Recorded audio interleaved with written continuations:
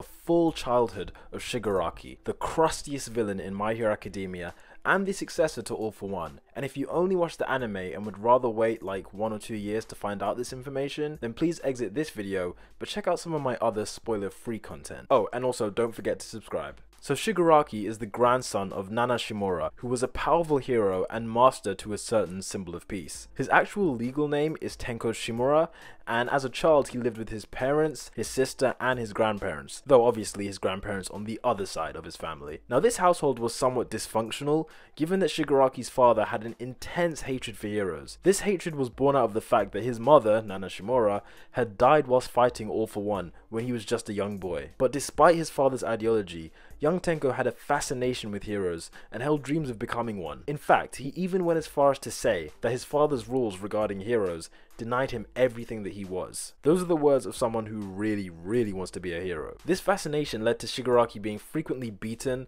locked outside the house, and generally just being made to feel worthless. Also, despite being of the age, Tenko never appeared to manifest any quirk, at least until he was brought home one day by this guy in a suit.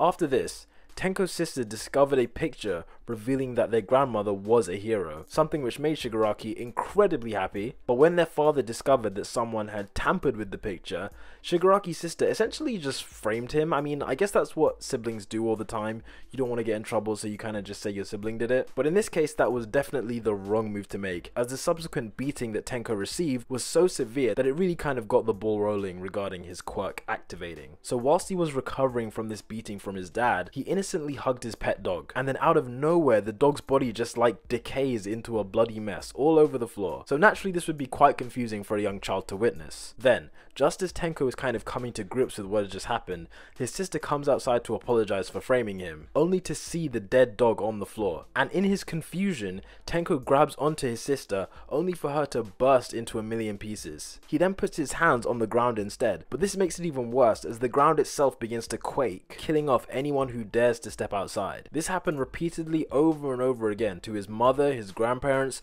until only one member of his family remained: his dad. Now when his father finally stepped outside to see what all the commotion was about, he realized that he had messed up. Despite Tenko's dad trying to apologize, he intentionally jumped towards his dad and grabbed him in the face, killing him instantly. So this was the first manifestation of Shigaraki's decay quirk, and unlike what we've seen in the anime, it was actually activated on things that he wasn't directly touching, because for the vast majority of his family, he didn't actually make contact with them, but rather he made contact with the ground, and then because they happened to step outside onto the ground, they themselves were decayed. So this is like his normal quirk that we know, just on steroids. So after this incident, Tenko was orphaned and homeless, being left to fend for himself on the streets of Japan. Not once did anyone stop to help him, except for this old lady, but she kind of got creeped out by his crusty eyes. No one stopped to help him because they assumed that a hero would naturally deal with the situation. This led to him being ignored completely until All for One showed up. All for One used this incident, the fact that no one came to help him, to stimulate Tenko's newfound hatred for hero society.